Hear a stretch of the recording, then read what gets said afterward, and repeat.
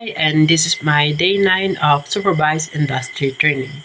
And in the morning, same as usual, before mag-open ang shop, kay among silihiyan ang gawas. And ako na-assign sa surroundings.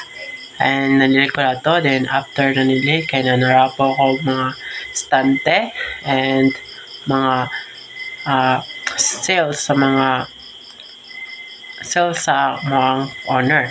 Then after na kay nag-sorting mi og resistor kay among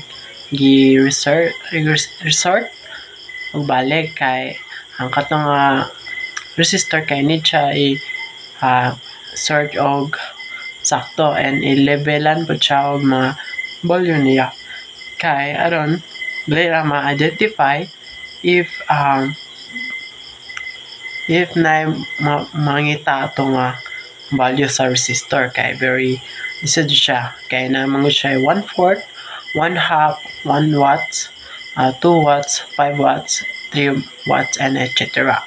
So after na kay nag lunch na yun mi kay muna may atong batch sa pag sorting out and mo to after lunch na mo kay ako kay naka-assemble ko og plug and wires kay ang after na ko pag assemble sa plug and wires kay connect dahil na ako siya sa electric fan and mo to ilisan na ako ang wire sa electric fan.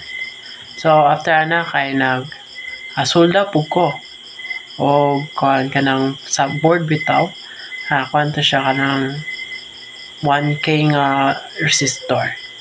So that's all my day. Thank you.